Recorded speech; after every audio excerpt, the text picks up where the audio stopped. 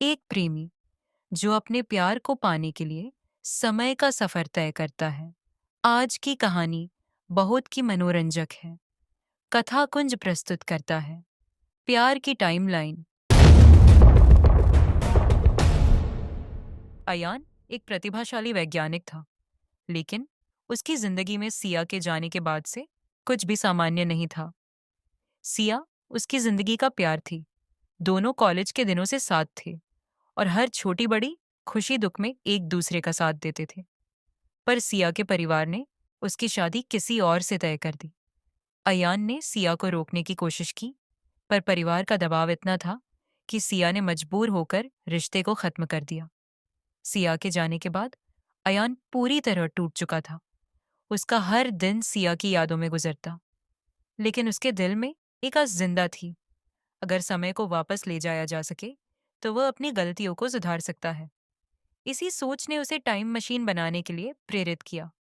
एयान ने खुद को अपने लैब में कैद कर लिया। उसने खाने पीने की भी परवाह नहीं की, बस टाइम मशीन के निर्माण में जुट गया। दिन रात की मेहनत के बाद आखिरकार उसने अपनी टाइम मशीन तैयार कर ली।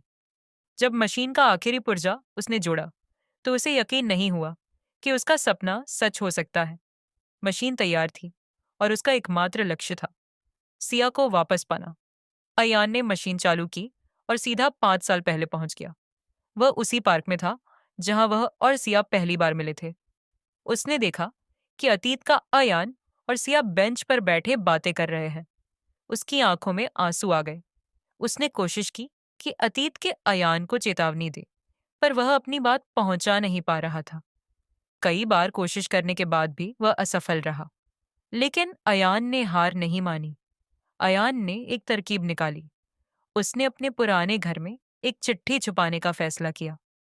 वह चिट्ठी में विस्तार से लिखेगा कि कौन सी गलतियां अतीत का अयान नहीं करेगा और कैसे सिया को अपने जीवन में बनाए रखेगा।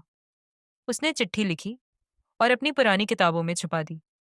अयान टाइम मशीन से लौट आया और उसने अपने घर का दरवाजा खोला। सब कुछ बदला हुआ था। उसने देखा कि दीवार पर सिया और उसकी शादी की तस्वीरें लगी हैं। सिया अब उसकी पत्नी थी। अयान की आंखों में आंसू थे। उसने सब कुछ बदल दिया था। अचानक सब कुछ धुंधला होने लगा। अयान ने हंसते हुए अपनी आंखें खोली। वह अस्पताल के बिस्तर पर था। डॉक्टर और नर्स उसके चारों ओर खड़े थे। असल में वह कोमा में था और समय यात्रा का पूरा अनुभव सिर्फ एक सपना था। आपको यह कहानी कैसे लगी, हमें कमेंट में जरूर बताएं। धन्यवाद।